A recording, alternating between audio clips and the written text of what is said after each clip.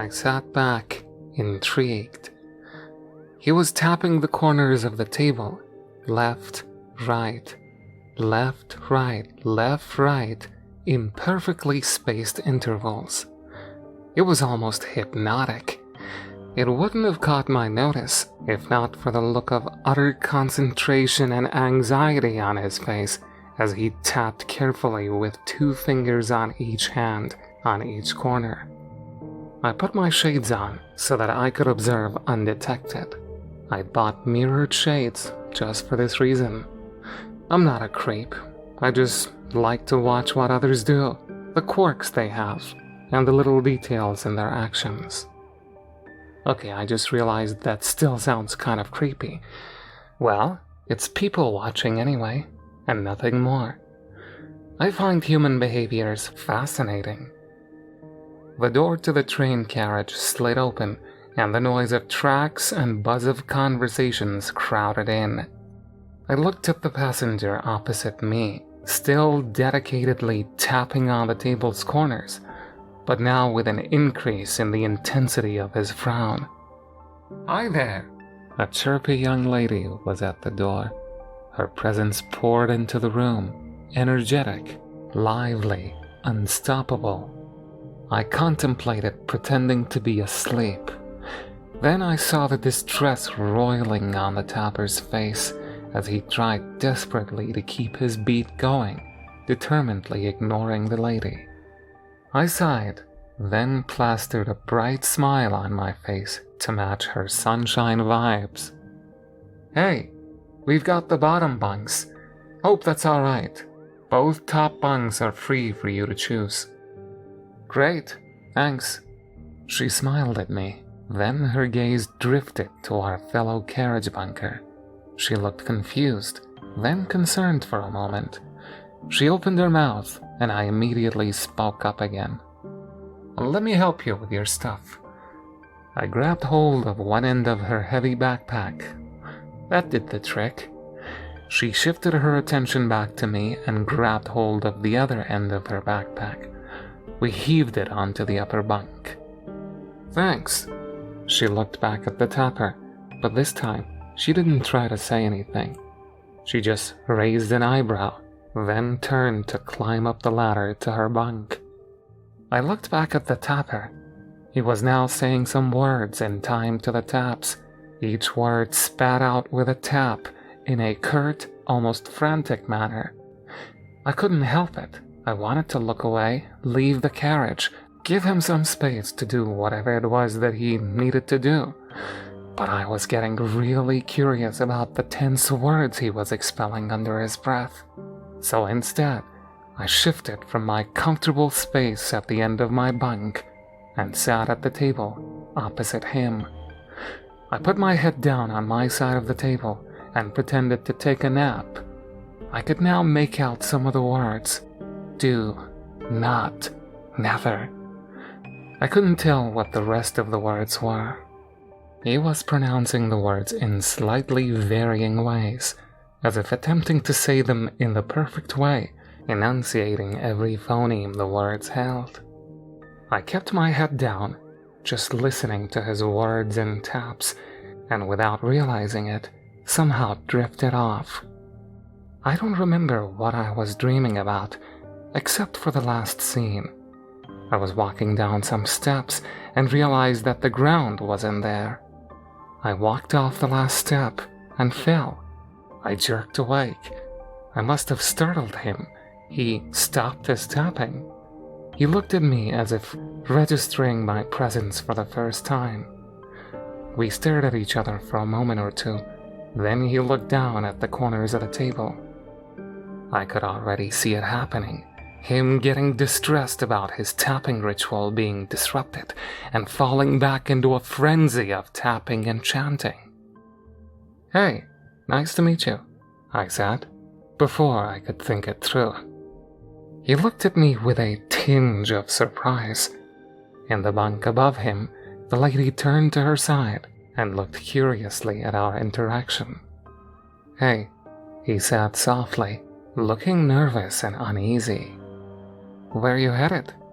I kept my tone light, pretending not to notice his hands clutching the corners of a table. End of the line. Oh, that's a good 2 days away. Yeah, he said, nervously running a hand through his hair, then immediately gripping tightly onto the corners again. Hiya. He turned around quickly at the sound of her voice from above. The lady was climbing down the ladder to join us. Great to meet you guys, she chirruped. Her enthusiasm seemed to physically repel him. He leaned away from her while still holding on to the table's edges. Hey, you're up. Nice to meet you too, I said. She gave me a wide grin, which faltered a little when she turned to him. He did not meet her eyes. His tension and anxiety were palpable. Well, I'm going to have an early dinner. Check out the food at the dining car. You guys want anything? No thanks. Let me know if the food's good. I kept my voice upbeat, matching her energy. She smiled and gave me a thumbs up, then left the carriage, closing the door behind her. There was a long silence after that. He seemed stiff, unsure what to do. I was pretty sure he was fighting the overwhelming urge to tap on the table corners again. It's important to you, tapping the table edges and saying the words just right? I kept my tone as nonchalant and non-judgmental as possible. He looked up at me with a mixture of surprise and anger, which quickly dissolved into puzzled wonder as he realized I was not making fun of him. Yes, I need to say it just right. I need to tap it just right. I need to do them both just right. I wanted to leave it at that and go back to my relaxing journey to my next destination. It was, after all, a year-long break for me, my epic vacation, but my professional instincts took over. Why do you need to do them just right? I just need to. He stared resolutely down at the table. What would happen if you didn't do them just right? He seemed discomfited by the very thought. He shook his head. That's not okay. It won't be good. What if you didn't do them at all? I could almost swear I saw the color drain from his face. Bad things would happen. What kind of bad things? I don't know, but bad things. Very bad things. I know it. I nodded. It's a terrible feeling. You know something horrible would happen. You stop, you refuse to do it, and you can feel the dread in your body. This inexplicable, paralyzing fear. It builds and builds until you snap and do whatever it is you need to do to ease it again. He looked at me with the first signs of actual interest since our journey began. Yes, exactly that. I nodded again, then added, I was that way with lights too. I had to switch my lights on and off, until I was thinking exactly the right thought, in the right way, while the lights went off. Otherwise, I was convinced horrible things would happen. I gently smiled at him. But one day, it got too much for me. I didn't want to live my life repeating my actions over and over to ward off some unnameable event. So I just stopped. I switched off the lights while thinking a bad thought, sat down, felt the fear come crashing down on me. I felt like I was suffocating with fear, with horror, with this intense dread that convinced me that I would deeply regret not getting things just right, that I had somehow caused some horrible destruction. I looked up at him. His expression was unreadable. But nothing happened, I continued. Nothing bad happened, even though it felt so real. Felt like it was going to happen. He stayed silent. I cleared my throat nervously. I'd worked with others too who had these issues. When I was a psychologist, they felt these things too. The fear, the terror, the urge, the need to do whatever their fear was telling them to. I trailed off. His expression was becoming a familiar one. He was frowning. He seemed to be finding the right words to say. You're describing OCD. I know what I have seems like OCD. I've been diagnosed with OCD. It's not OCD. He began tapping again. How is it not like OCD? I'm sorry, I did not want to jump to any conclusions. I just want to understand what's going on. He took a deep breath and closed his eyes, all the while still tapping. It was a long while before he spoke. When I stop tapping, bad things do happen, or they do begin to happen, but I've always stopped them in time by tapping again. Could you tell me more? Tap, tap, tap. At least he wasn't back to spitting out those words. I've tried to stop before. Of course I've tried to stop before. You think I don't know how I look to others?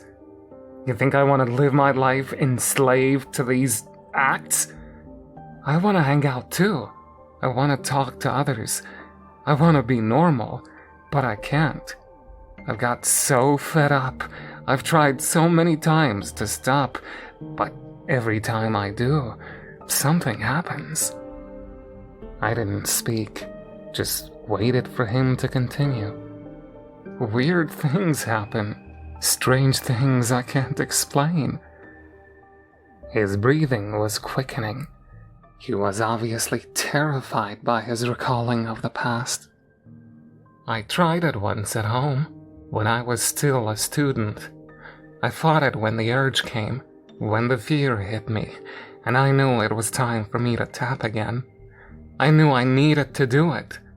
I tapped for a bit on the sides of my bed, then I stopped. It felt wrong, all sorts of wrong. I felt terrified, but I refused to tap anyway. Then the room just started creaking. The floorboards did, my cupboard, my desk, everything was creaking. Then my textbook fell off the table. I had to start tapping again. Something horrible was going to happen. I knew it. I did start tapping again, and it all stopped. I kept my face neutral, unassuming. I nodded. I tried another time when I was dating this girl, and I just wanted to be normal, to have a proper relationship, to not have to run away to do my stupid rituals when the urges hit. Then we started hearing footsteps. We didn't know where they came from, just footsteps near us, though there was no one else. The footsteps got louder, closer, and I had to go. I had to leave. I ran off and found this lamppost. It felt right. I started to tap on the sides of it, and it stopped. The footsteps stopped. I was starting to feel a little bit unnerved. That must have been terrifying.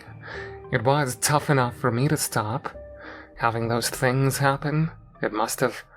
No wonder you couldn't stop. My words seemed to hit him hard.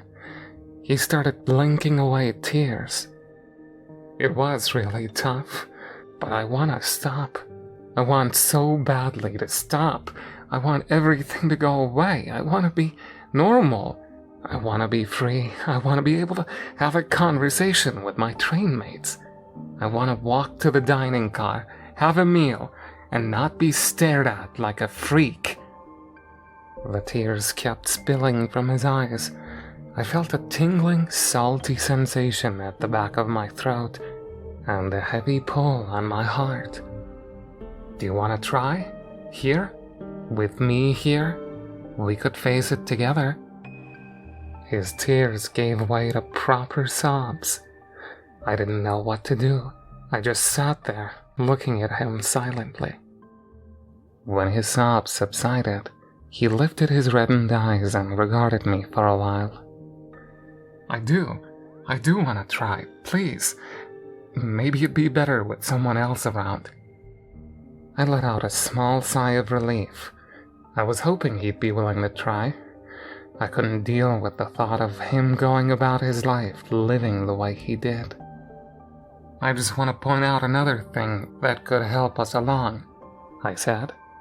He watched me expectantly. It can really help to think of what's the worst thing that could happen, then compare it to your life as you're living it now, and be okay with the worst thing that could happen, to rather face that possibility than live as you're living now.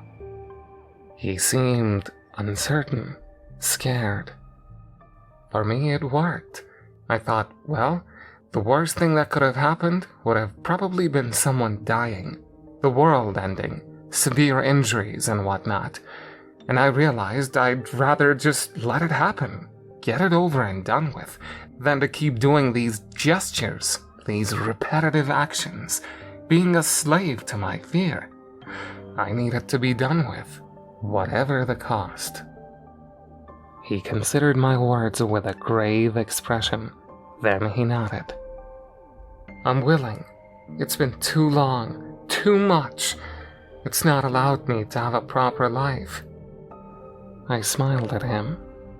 Then let's do it. He looked at me, still tapping the sides of the table. Then his jaw tightened, and he nodded. A few moments passed before he stopped tapping.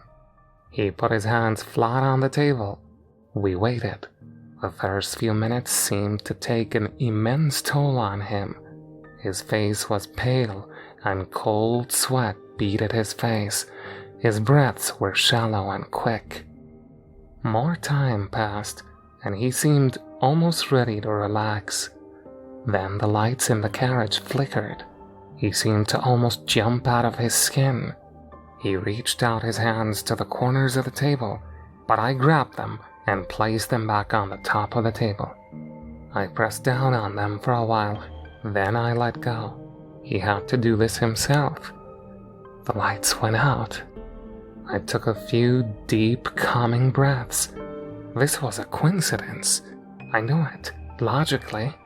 This was a highly unfortunate coincidence, but that was all it was. And if I could help him through it, he could be free from these obsessions and compulsions for the rest of his life, or at least be less controlled by them. I grabbed his hands to make sure he didn't start tapping again in the dark. He whimpered a little. He couldn't see my face, but I smiled at him nonetheless, hoping that I could send him some reassuring vibes. Then the train juddered to a halt. I began to feel the cold pricks of sweat on my own face. I realized my face was tensed up, my grip on his hands tight. I forced myself to relax. He grabbed onto my arm once I lessened the pressure on his hands. Despite my fear, I felt hardened. He was determined not to tap, no matter what. We sat in the dark silence, ignoring the aura of doom and fear that had settled around us. Then we heard the breathing. Something was breathing heavily on the bunk above him. A cold needle of fear pierced my heart. We stayed incredibly still. The breathing came downwards. Whatever it was right next to him now. We could hear the rough wafting of air as it breathed onto his face. I heard his breath quicken as his hands clamped painfully on my arms. He still wasn't tapping. I felt a deep respect for him, even as I contemplated my impending doom. Then the raspy breaths of whatever it was shifted. It was by my right ear now. I could feel it. It was strangely cold. Every time it breathed in, there was a wet rattling sound.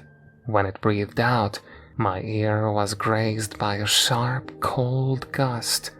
It stank. It had a horrible, rotting stench about it. But still, we grabbed hold of one another's arms, refusing to let go, refusing to tap. I don't know what came over us, what made us so emboldened as to continue resisting, despite the insane things going on in our carriage. That was a mistake. Its cold, mocking voice slithered into the quiet of our carriage. You will suffer. I was beyond convinced at this point that this wasn't anything related to OCD. Are you willing to pay the price for your insolence? It hissed. Do you accept credit cards? The word slipped out of my mouth before I could stop it. My blood froze in my veins as the possible repercussions of my stupidity struck me. Then the carriage was flooded with light. The lady was back, our savior. Hey guys, the food was great. She took in the scene of us clasping each other's arms in death grips. Oh wow, okay, you guys sure bonded without me. The cold, heavy air began to disperse. A light whisper caressed my ears. I'll be back for you. Then it was gone. Its presence ebbed away just like that. He looked at me with shock and relief on his face. Yeah, we did, he said, smiling at me in gratitude. A pure joy began to light his face. He looked like a whole different person. I smiled back at him, shrugging off the disquiet I felt. We did,